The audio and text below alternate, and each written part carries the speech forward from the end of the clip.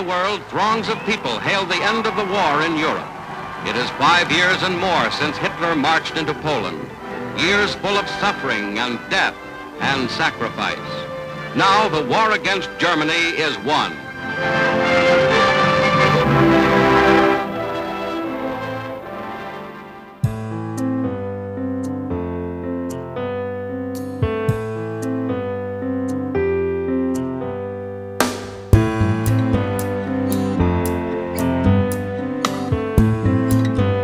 When the guns of World War II fell silent, the world of the 20th century faced stark new realities. More people had died in this conflict than in any other war in mankind's history. Over 23 million soldiers were killed in combat.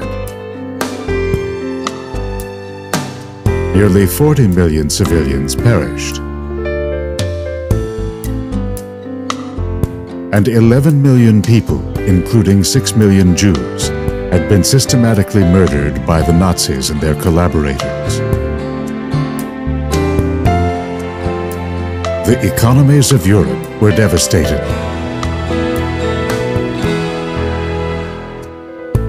Much of the infrastructure was destroyed.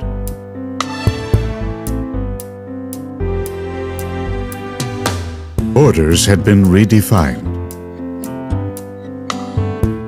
And democracy, new nationalism, communism and its conflict with capitalism were the forces of the emerging new world order.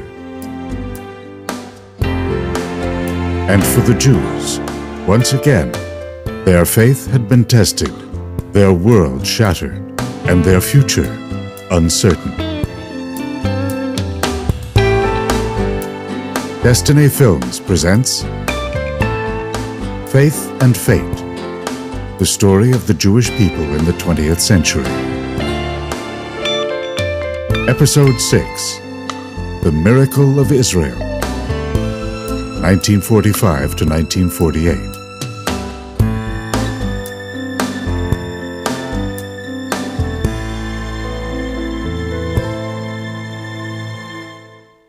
In the aftermath of the Holocaust, the European heartland of Ashkenazic Jewry was now one vast Jewish graveyard, with 6 million Jews dead and hundreds of thousands more left, homeless, stateless, and traumatized by their awful experiences.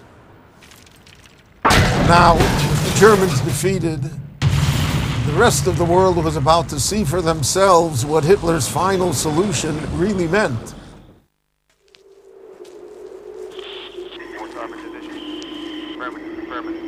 German camp 3 miles west of your position. When we entered the camp, it was like a nightmare.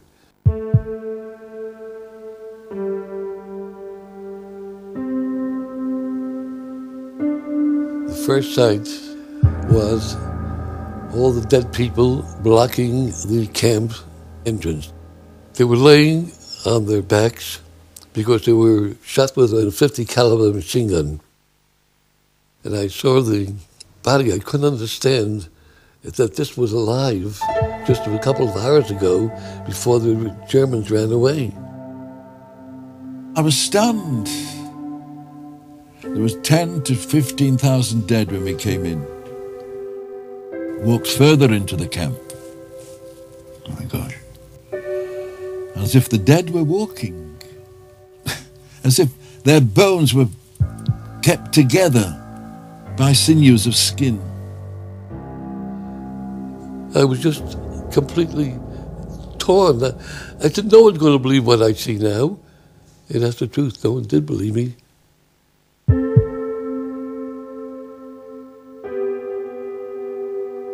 I radioed back to my colonel, and he said he was going to let General Eisenhower hear about it, and I'm sure he's going to be there.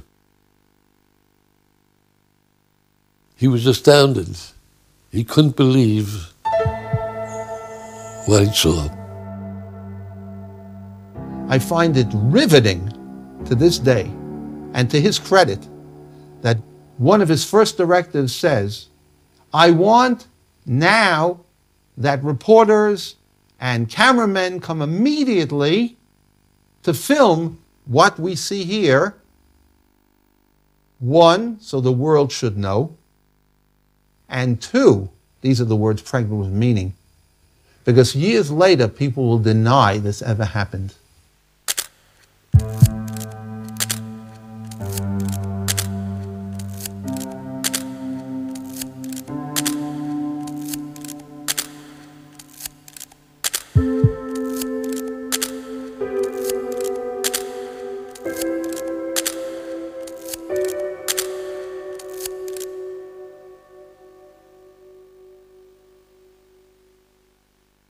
The first thing that really began to shake people's consciousness were the movie reels that were shown in Piccadilly Square and Times Square and Paris. And then people couldn't deny it anymore. Across the earth, the pictorial record which the world had seen of German death camps would not be readily forgotten either. Nazi officials like Joseph Kramer, the Beast of Belsen, have already paid with their lives for the crimes they committed against innocent men, women, and children.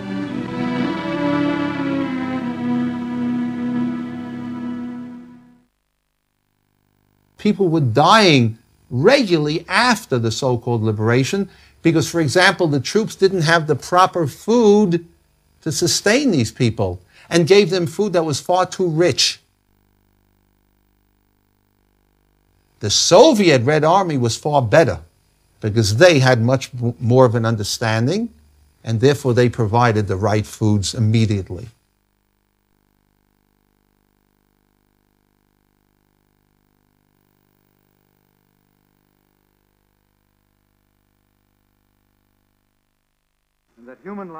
The Allies immediately initiated military tribunals against those responsible for the war and the Holocaust.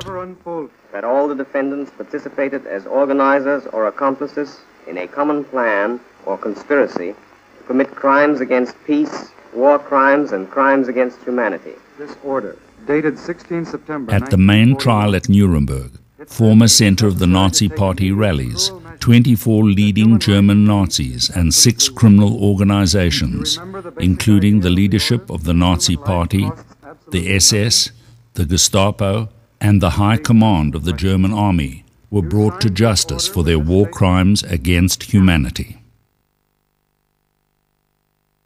However, Hitler and 2 of the main perpetrators, Goebbels and Himmler, committed suicide at the end of the war, escaping trial and certain execution. While bringing war criminals to justice was important for the survivors, reconnecting to any remnant of family, finding a home, and rebuilding their shattered lives, these were the immediate issues of the day. When the camps were liberated, the survivors literally walked through the open gates with only the clothes on their back, and worse, with little or no information of what had happened to their families, their communities, and their loved ones. Gradually, slowly, we realized we were what you might call free. Except what did freedom mean under those conditions? There were no vehicles to take us away. We had no road maps. We were left, abandoned, to go somewhere. And everyone wanted to go back to their home base to see who else had survived. What happened to my people? What happened to my family, my cousins, my uncles, the great uncles, aunties? They were absolutely nobody. Not a distant cousin, absolutely nobody. Our families were killed. Our homes were no longer. Nobody had any family. No place to go back to. And I went back to our house and I found the floorboards ripped up, and my mother hid jewelry there and money in case we come back. Of course, there was nothing there. Windows broken, doors taken off. There was nothing of home, nothing left at all. There were no psychiatrists, no psychologists. Nobody debriefed us from the trauma of 6 years. There were no support systems. You know, in any type of tragedy, there's a support system. Nobody was there. No country wanted us. But worst of all, there was no family waiting. But it was not only the world of Ashkenazic Jewry that was destroyed by the Nazis. With the complicity of the Balkan states, Italy, and Greece, Sephardic Jewry did not escape the ravages of the Holocaust.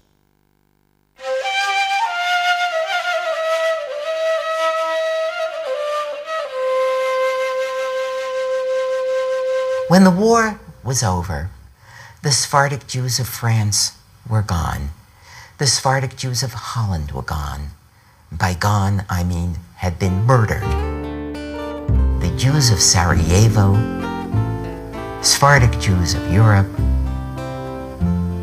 the Greek diaspora of 500 years in the Balkans was gone. The Sephardic Jews of Greece, in one of the most total and rapid deportations within a 4-month period, were annihilated, usually at the entry to Auschwitz.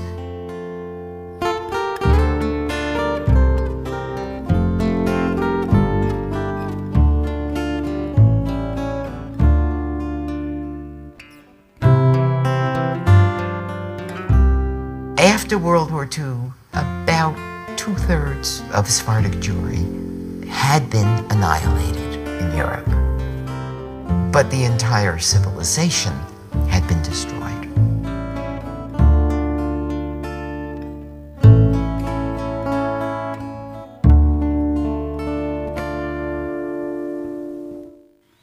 It is a horrible thing to live every day with the knowledge that you might not live to see another day. I'm still haunted today. There isn't a day or 2 days should go when a certain thought doesn't come to my mind from the past. Anybody who was in a position like I was, and if he tells you he's totally normal, he's a liar. Understandably, for many, their suffering and the tragedy of the Holocaust was a test of faith too hard to bear. And their belief in God, challenged to breaking point, died with them or their loved ones in the flames of Nazi destruction. For many of the survivors, the Zionist dream of a Jewish homeland was their anchor of hope. For others, it was their determination to rebuild their lives with material security and safety. And yet for others, the faith that has sustained them through their darkest days became the building block of recreating a Torah life wherever they could. For those of us living today, especially in relative affluence and luxury, it is virtually impossible to fully relate what happened to the Jewish people during the Holocaust. In reality, we are still in a traumatic state over it. The only answers and sources of comfort that we do have is to look back into our history, to what has happened to us before, and to remind ourselves of God's promise of Jewish survival and ultimate triumph. For me, especially from a Jewish perspective, there is no greater inspirational story in the 20th century than the story of faith after the Holocaust. To understand in some way how people could have had this faith, despite everything. It is the way to begin to understand the core strength of Jewish survival throughout Jewish history. Faith during the Holocaust was so important, because in the most difficult times, you saw how everybody is killed in front of you. You saw you did not have food. It was so horrible. The only thing actually that kept you going was your faith. Many people lost it. Many. And many of the secular people committed suicide by going to the fires. I knew why I was in Auschwitz. I was a Jew. I knew how Rabbi Akiva died, what the Jews have undergone throughout the 2,000 years. That secular Hungarian Jew, he didn't know why he was in Auschwitz. Didn't make sense to him. when we were lined up in Auschwitz, separating, people who to the gas chamber and who to life, my father was very worried about me. He called my name twice. Shendele, Shendele.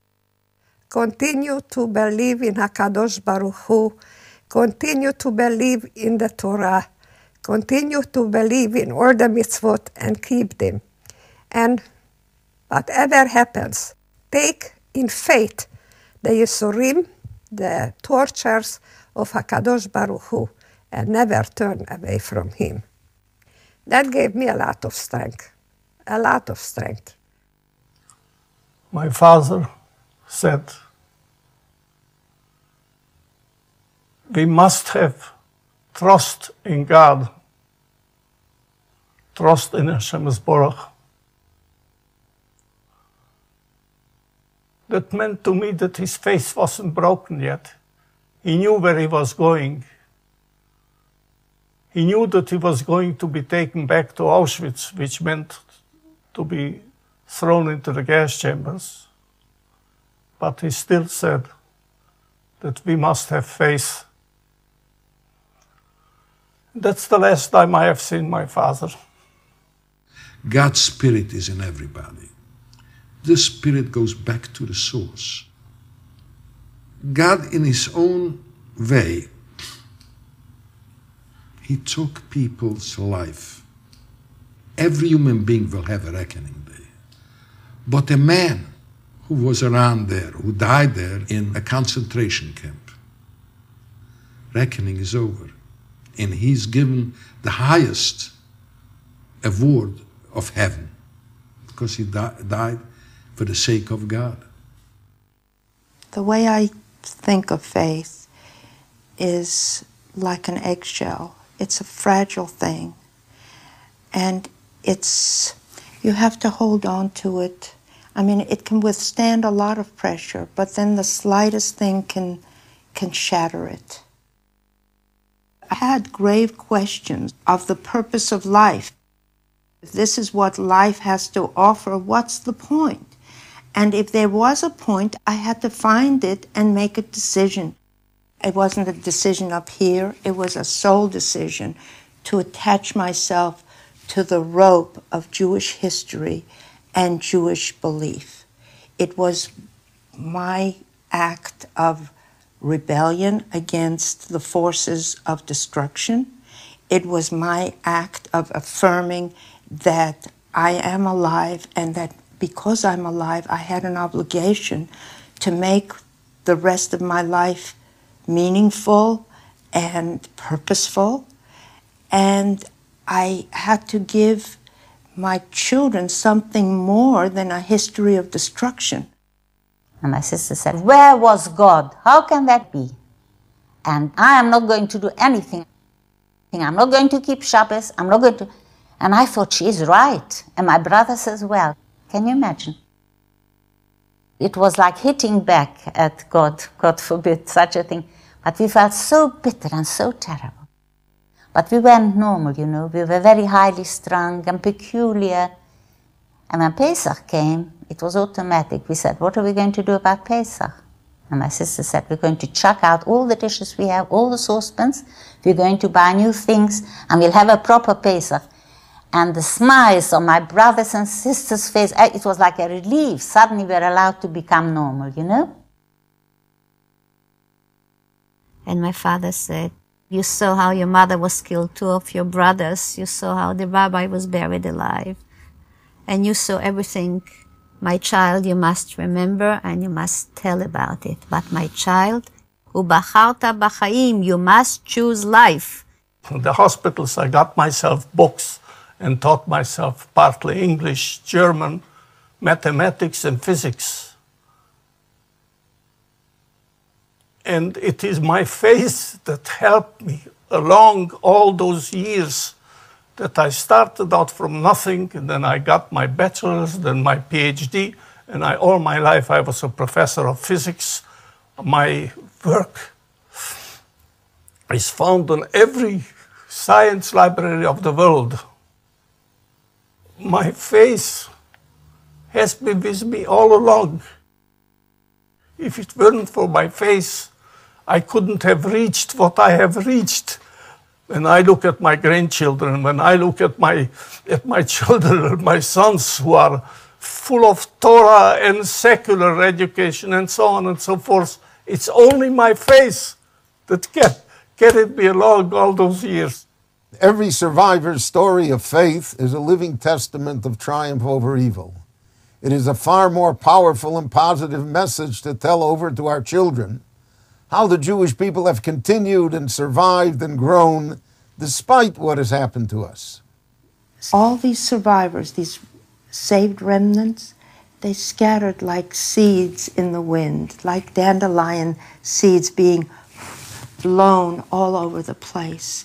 And like dandelion seeds, they implanted themselves in towns, in cities, in countries all over the world. And they began to be busy with building lives. Meanwhile, amidst the confusion and chaos after the Holocaust, there were individuals and groups of survivors who concentrated their efforts not only on themselves, but on finding and saving other Jewish survivors throughout war-ravaged Europe. Orphans, children hidden with non-Jews to save them from the Nazis. Broken remnants of families. Individual by individual, they began to rebuild lives and communities. With limited means and hardly any institutional funding, but fired by the belief that it could be done, many of them succeeded beyond anyone's imagination. Today, throughout the Jewish world, there are many vibrant Jewish communities built from these shattered remnants. For example, here in Israel, there's the great Sanz community in Netanya, single-handedly rebuilt by the Klausenberger Rebbe, Rabbi Yekutiel Yehuda Halberstam, whose own wife and children perished in the Holocaust. The Rabbi of Ponevezh, Rabbi Yosef Kahaneman, built the great yeshiva in Bnei Brak against the odds of it ever being successful. And in the United States and Israel and throughout the diaspora, the great Hasidic courts of Bovov, Satmar, Skver, etc., and the Lithuanian yeshivot, to a great extent, their success today is greater than what it was in Europe before the war.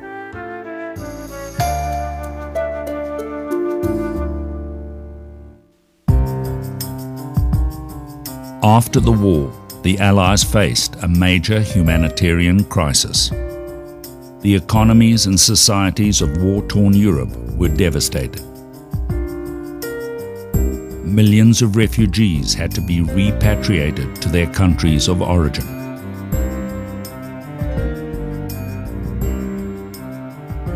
For 1 million other refugees, including the Jewish survivors of the Holocaust, there was no home to go to.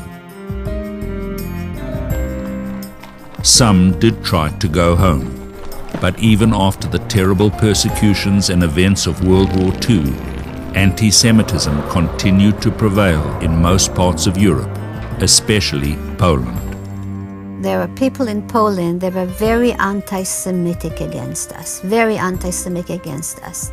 They really felt they want our land, they want our buildings, they want our money, they want everything.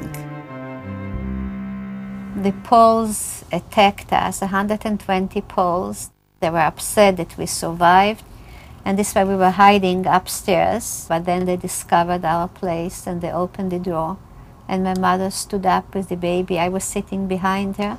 She knew them. She said, "Kill me first, not my child." They killed the baby first and my mother, and she fell on top of me. In one incident in the city of Kielce in south-central Poland, 64 Jews awaiting transfer to Palestine were murdered in a pogrom. It was a group of Poles who made a pogrom of the remaining Jews in Kielce. And they went out with axes and they wanted to kill the people. That a pogrom can still happen after the war is to end was a terrible shock for us. This pogrom occurred slightly more than a year after the war had ended in Europe. How could this be? After more than 3 million Jews were systematically killed as Polish citizens, and millions of others coming from other countries were killed on Polish soil, how could a Polish mob attack and kill Jews in this way?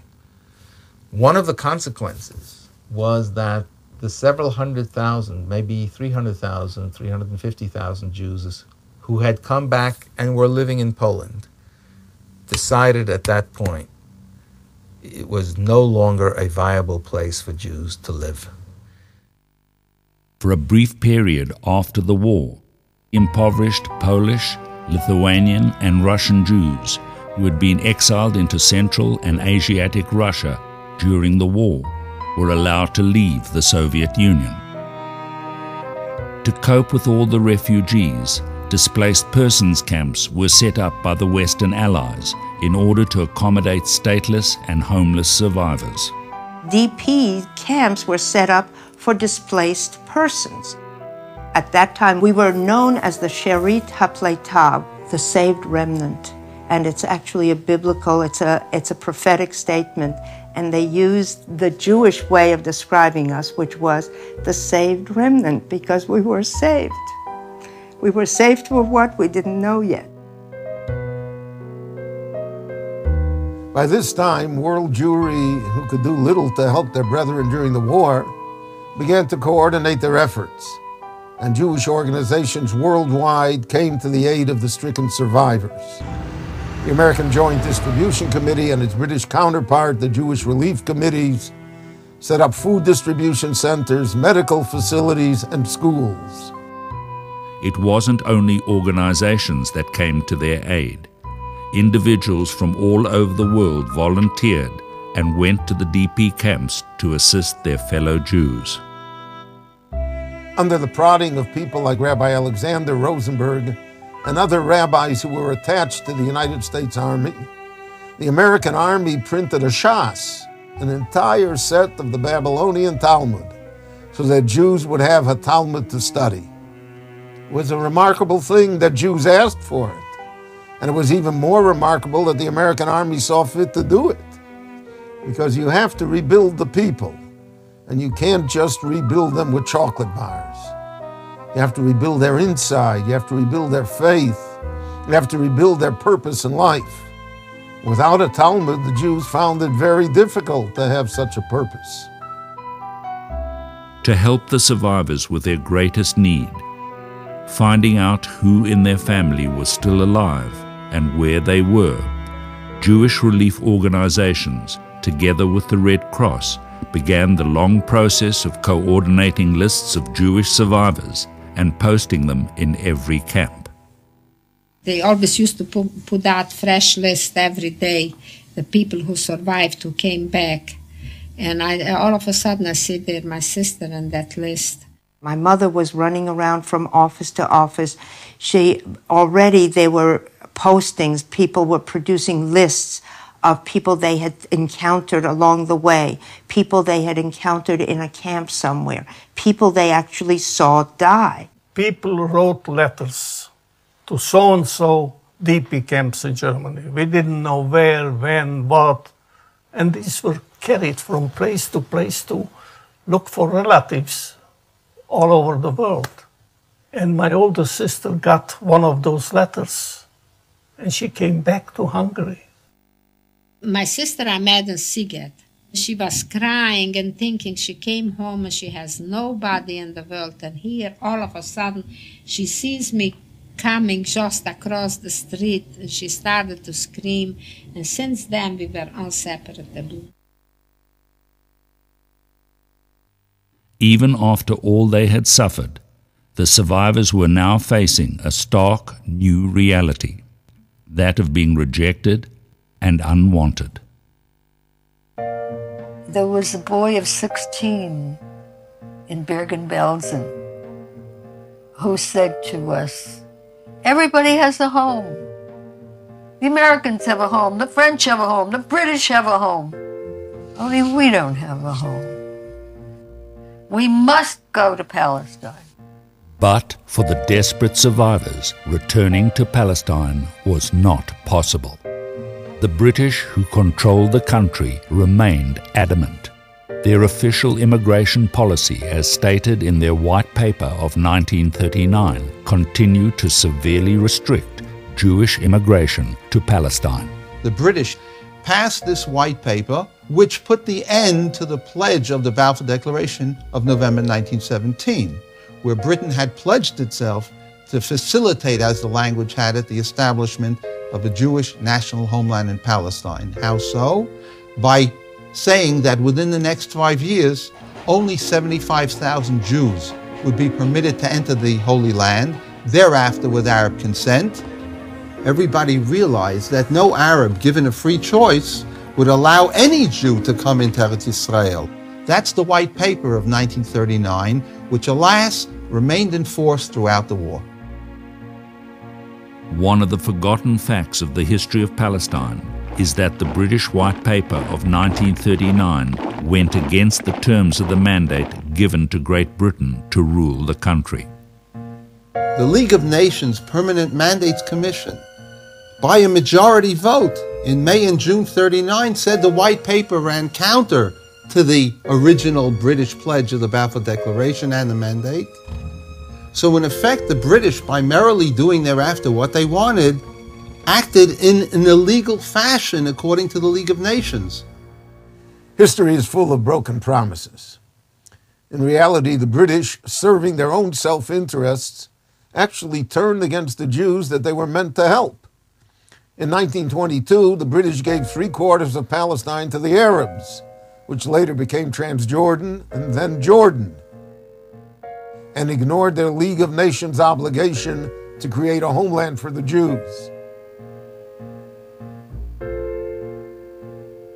But throughout the Second World War and right up to 1948, they forcibly restricted Jewish refugees from entering their promised land. It's unbelievable. The British had the audacity to call the survivors illegal immigrants, when in fact it was their actions that were totally illegal.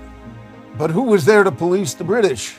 The League of Nations itself was dissolved at the onset of World War II, and almighty Britain was left free to do exactly what it wanted to in Palestine. The rest of the country will do as well as the borough of Stepney. In 1945, Clement Attlee became British Prime Minister, his Labour government sweeping away the wartime leadership of Winston Churchill. The Labour Party had come in Palestine. There was such joy because the Labour Party for years had said, we don't like what the British are doing there and we're going to change it. And they let it be known they were going to continue making it a homeland for the Jews. But as soon as they came into power, they changed and it became exactly the way it was under the Tories. So the British were afraid, as their secret memoranda indicated, we don't want to have a flood of Jews coming to the Holy Land. They feared it would jeopardize their relations with the Muslim world, jeopardize oil interests in Iraq and elsewhere.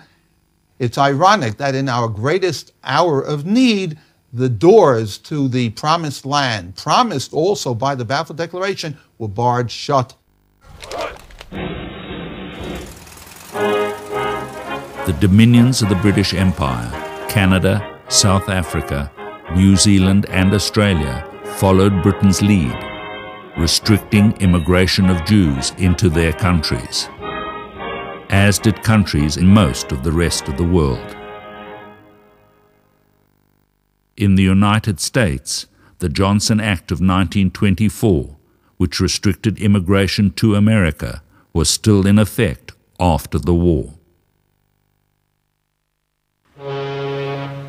Despite restrictions, there were Jewish refugees that managed to find their way to America and other countries.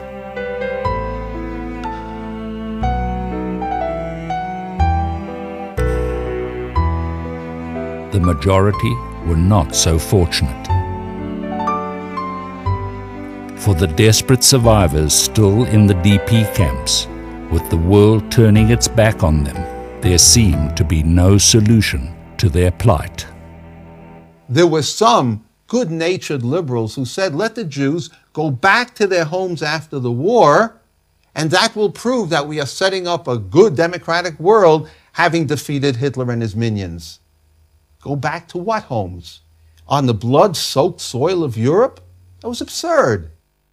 In Palestine, David Ben-Gurion and the Jewish Agency saw the desperate situation of the refugees as a unique opportunity to bring pressure to bear on world opinion. Ben-Gurion came to the camps to bring the message of Palestine. And he thought that he is going to find broken people, people without hope. They were not Zionists before the war. Their Zionism was not ideological. They had their own life experience. And their life experience was that their neighbors did not want them, and that European society did not care about their fate. And they wanted to be among Jews. They understood they don't have another possibility, another way of rehabilitating their own lives. And the idea of the Jewish state gave them two things.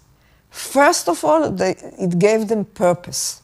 It gave them something to look forward to. And second, it gave them hope. When Ben-Gurion, already visiting the DP camps in the winter of 45, said to them openly, I have nothing in my pocket to give you, but I have a promise. Remember the Hatikva, our national song, that one day you will arrive and will do everything to do it. That meeting ended with the singing of the Hatikva. He came away from the camps with the feeling that these people, he understood, were ready to fight for the Jewish state because this was a fight for their own life. The situation for the Jewish refugees in the DP camps was intolerable. With pressure, especially from the Zionists, world indifference and opinion began to change. To his everlasting credit, Truman, prodded by Morgenthau, who's prodded in turn secretly by Zionists, sends Earl Harrison, a non-Jew, prominent dean of the University of Pennsylvania Law School, to the camps to see what's going on. Harrison is so bowled over that he reports back to Truman, we're treating the Jews here even worse than the Nazis did. And he recommends what the Zionists had already recommended Weizmann to Churchill in October 44, right after the war, 100,000 Jews to Eretz Israel. Somehow that magic number of 100,000 keeps reappearing. And Truman, uncharacteristically for an American president, bites the bullet on the spot, contacts his opposite number, Attlee, says, Clement, don't you think we should send 100,000 of these people to Palestine and then we'll solve the problem of the Jews? That's a humanitarian response. He's not pro-Zionist at this point. The British are shocked. They weren't expecting this. So Attlee turns to his counterpart vis-a-vis foreign affairs, that's Ernst Bevin, foreign secretary, and the cabinet, this is Attlee and Bevin mainly working together, come up with the decision, well, let's form an Anglo-American Commission of Inquiry. The Anglo-American Commission of Inquiry into Palestine consisted of 6 British and 6 American members. And we went from one DP camp to another and got all these stories, and you could see it affecting members of the committee. They broke up. Some went to Poland, some went to Germany, and then we went on to Jerusalem, and Dr. Chaim Weizmann, who later became the first president of Israel and was the first one to testify.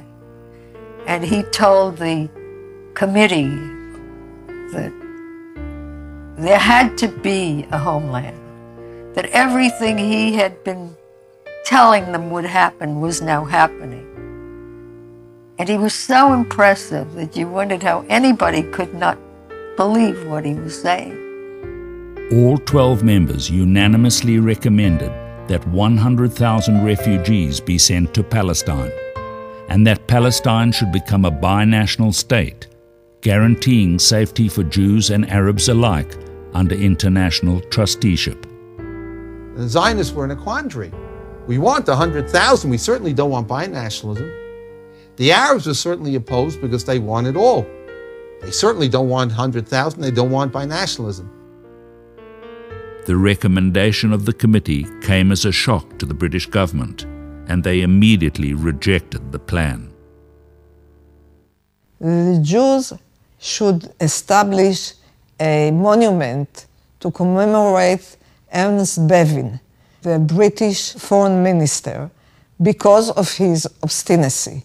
Because had he agreed to the influx of 100,000 Jews to Palestine, maybe the whole question of the Jewish national home, of the Jewish state, would evaporate, because people would say, okay, we have solved the question of the survivors, we gave them the 100,000 that they demanded, and that's the end of the story. But the British would not do that. Ernst Bevin would not allow one additional Jew to the 75,000 promised in the White Paper of '39. Ernest Bevin's actions can be viewed as yet another example of heaven's hidden hand in Jewish history. Just like the Lord hardened Pharaoh's heart, and Pharaoh would not allow the Jews to go to the Holy Land, Bevin's heart was also hardened against the survivors returning to the very same Holy Land. It is ironic. Bevin's intransigence steal the will of the survivors, and it was now their persistence against British injustice that influenced world opinion and eventually led to the creation of the State of Israel. Throughout the war in Palestine, there had been ongoing disagreement between the two Zionist camps on how to deal with the British. Chaim Weizmann, David Ben-Gurion, and the Jewish Agency, who had maintained a truce with them throughout the war, believed the road to a Jewish homeland was through political expediency, pressure, and negotiation. On the other side, there were two underground militant organizations. The Irgun, led by Menachem Begin, a Polish immigrant whose parents were murdered in the Holocaust, and its breakaway, the extreme anti-British Lehi, started by Avraham Stern. Both the Irgun and the Lehi felt the only way to get a Jewish homeland was to fight for it. The British were our enemies. Enemies in any way you can name it. They worried about the oil, they wanted Arab sympathy, and they backed them. At that time, they blocked the way for the Jews in Europe to come here, and more than 50% of world's oil fields were in the Middle East owned by the British, and that was a very good reason why they needed this land for their empire. But we didn't care about that. We needed our land for our freedom. The unrelenting policy of the Jewish freedom fighters was armed resistance, getting rid of the British by force. They attacked them wherever they could and however they could.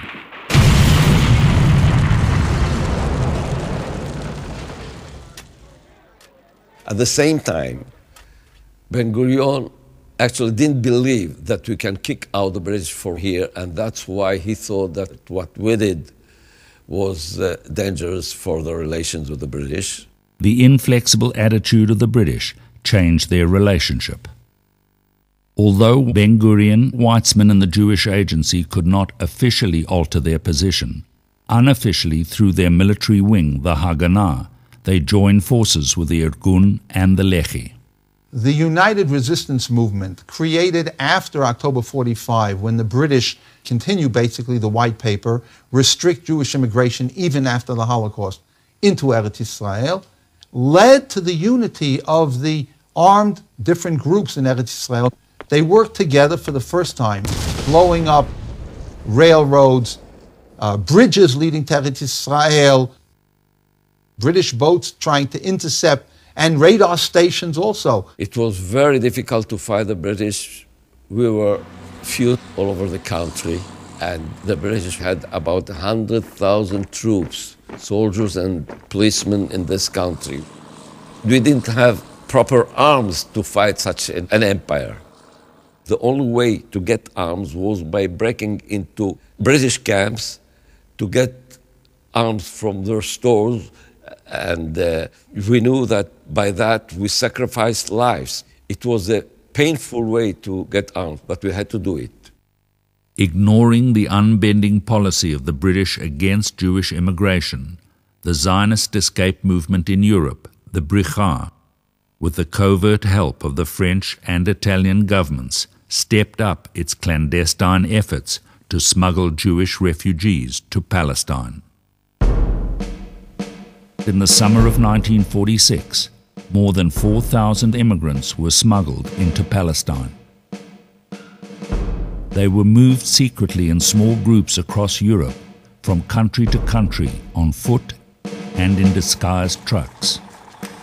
They told us that in the evening we are going to cross the border between Hungary and Romania. We were all sitting pushed together, covered by blankets, that nobody should see that these are human beings. The people who were supervising the border were paid by the Zionist movement a nice sum of money, and they closed their eyes and they let the trucks to go over to Romania.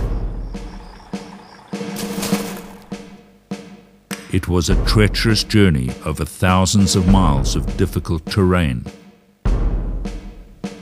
under constant threat of detection.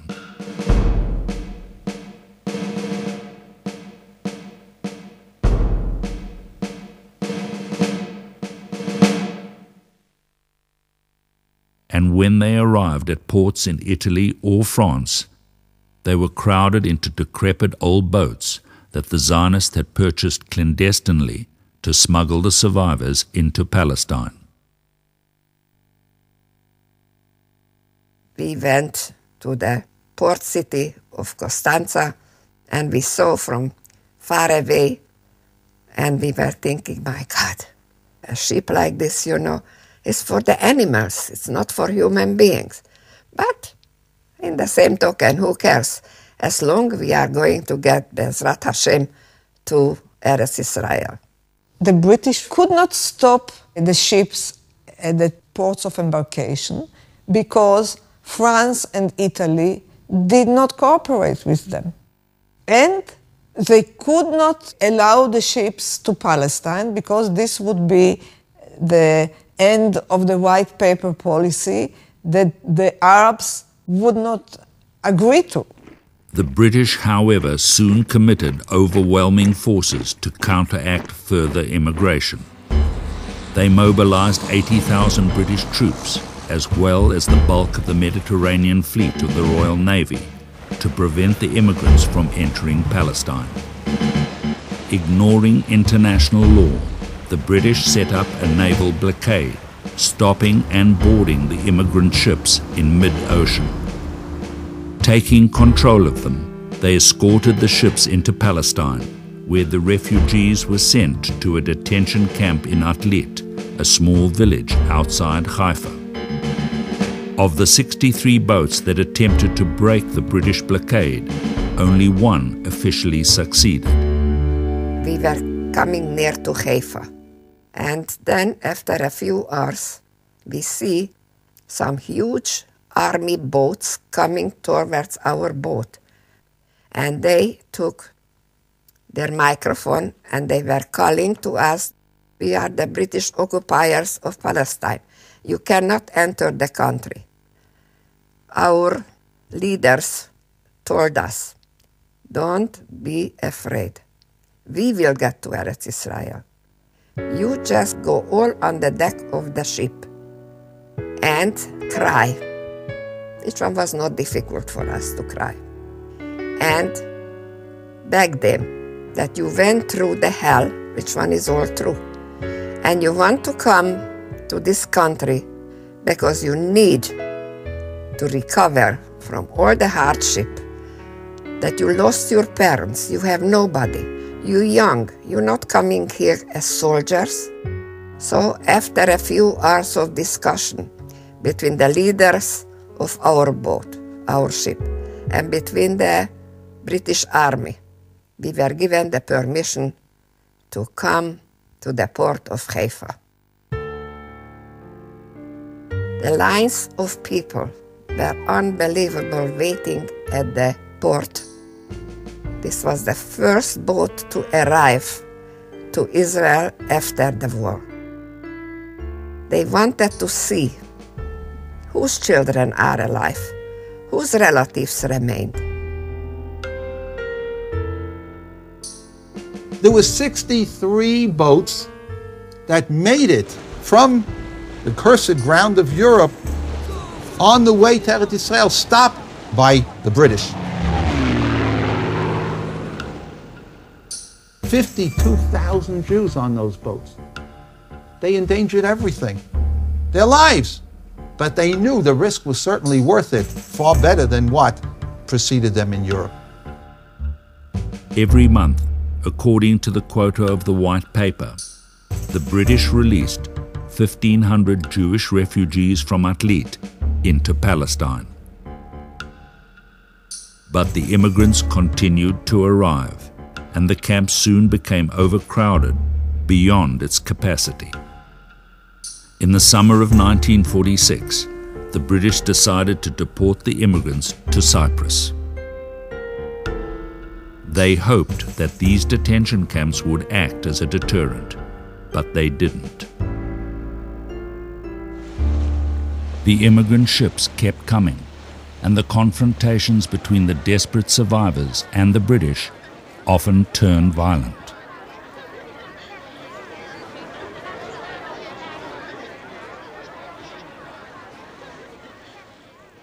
The most infamous incident involved the 4,500 survivors on the immigrant ship, the Exodus. The English intelligence got to know about the plan, and as we came out from France, they were there.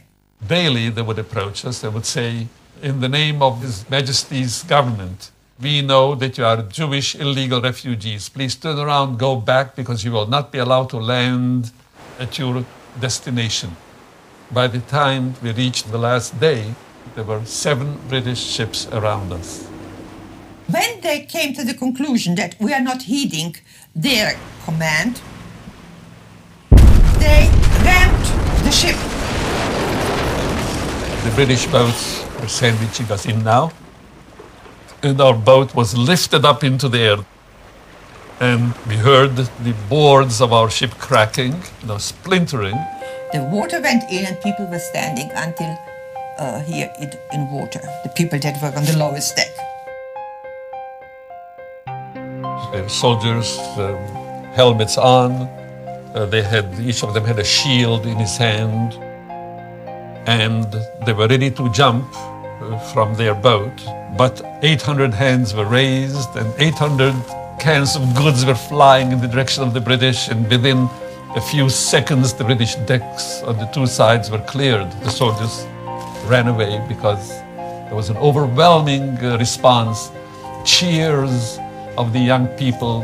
And that was the first time that our people could give expression to their frustrations of all those years. To see, now we were fighting back. You see, that was a great moment. There was a battle that was maybe 1.5 to 2 hours until the English just threw in tear gas, and we didn't see anything.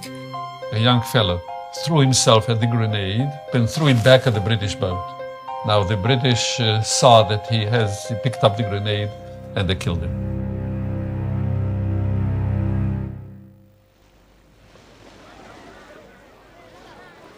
Additionally, the first mate of the Exodus was killed, and many refugees were injured.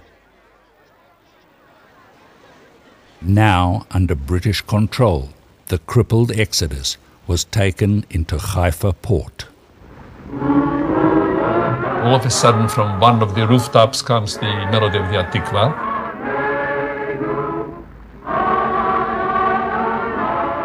And then when the shore stopped singing, the front of our boat picked up the Hatikva.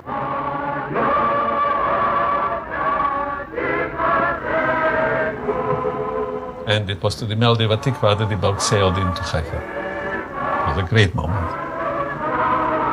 It was the most tearful, the most screaming Hatikva that can be. All those people, everyone with his bundle of suffering that he went through, and here you see Palestine and the English are at your back.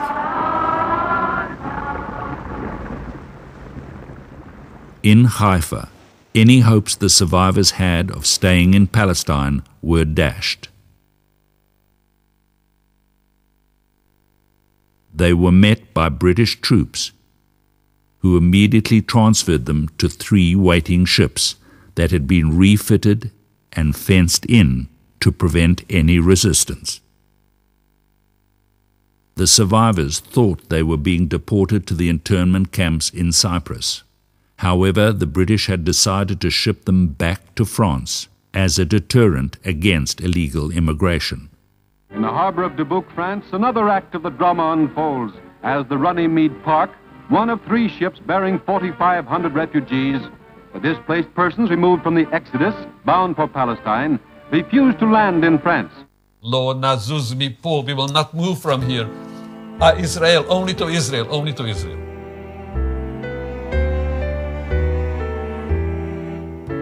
For 3 weeks, the standoff between the British and the survivors on the ships continued.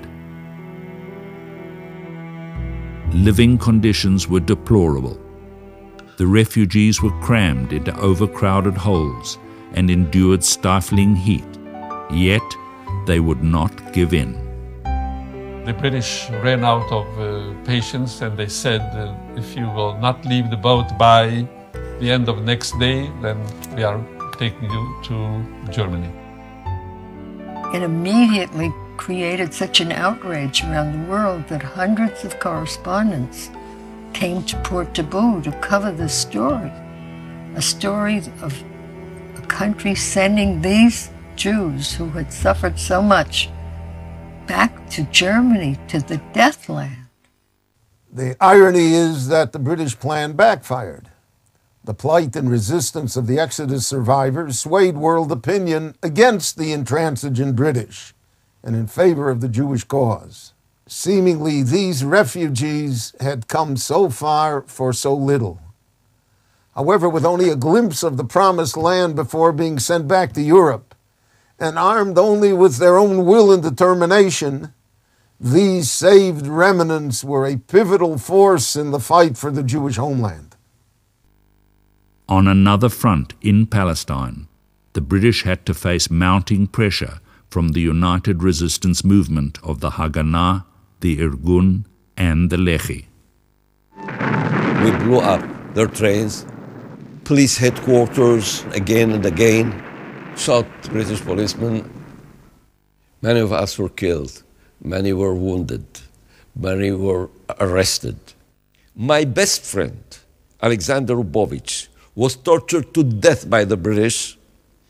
When he was 16 and a half years old, they tried to get from him information about his friends, about the organization, where we hide arms, where we meet. And they didn't get from him one word. I got wounded twice. Once badly in my head and blinded my right eye. And I want to tell you, it's nicer to see with 2 eyes, but it's much, much nicer to see our freedom with 1 eye than to see the British around ruling with 2 eyes. The British realized that there was this united resistance.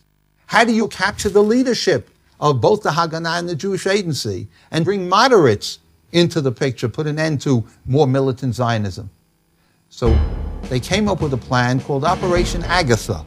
which the Jews called HaShabbat HaShchorah, the Black Sabbath, because it was on a Sabbath, the last one in June 1946, that the British raided not only the Jewish Agency building, but rounding up the Zionist leaderships and others, and the Haganah leadership. Over 5,000 people, including almost all the leaders of the Yeshuv, were arrested, with the exception of David Ben-Gurion, who was out of the country, and Moshe Sneh, the head of the Haganah, who managed to escape. The British then blockaded a large section of central Jerusalem to prevent further attacks. The Irgun were quick to retaliate. Their target was the British military headquarters at the King David Hotel in Jerusalem. The Irgun put some explosives in milk cans underneath in the basement of the King David Hotel, according to its version, warning then the British, as they always did, and others around, an explosion is going to occur, vacate the hotel.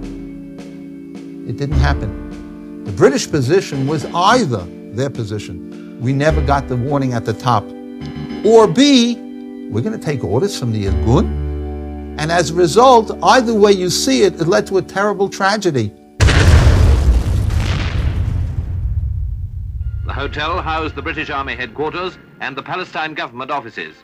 The tragic scene is like a serious incident during the Blitz, and casualties were very heavy. Almost 100 people were killed.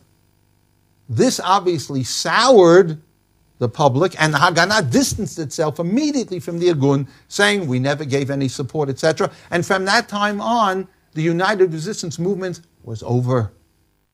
At this point in Palestine, with Jewish unity in disarray, increased British intransigence, and no foreseeable solution for the survivors in Europe, things seemed at their blackest for the Jews. But as throughout our history, as the Talmud teaches us, things may change at the blink of an eye. Yeshuat Hashem keheref ayin. The salvation of God comes to Israel in the blink of an eye. There is a growing wave of support, humanitarian, simple as that, and with Truman as well.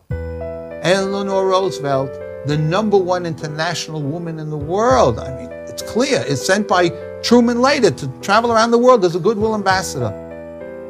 She comes to one of these decrepit, mud-filled, cold DP camps in Germany, and she doesn't speak the language of these people. She knows English. They're speaking all Yiddish. This is Mama Loshen. This is their mother's tongue. And an elder woman, she seems elderly. She could have been 40 years younger, given the horror she went through. She wants to get to Eleanor Roosevelt. And Eleanor Roosevelt writes that this woman cannot communicate with me in English, sinks to her knees in the mud, grasps me around my legs, looks at me imploringly and says, Palestina, Palestina. Says Eleanor Roosevelt, that's the first time I understood that Jewish need and aspiration to come home, because there are no homes elsewhere.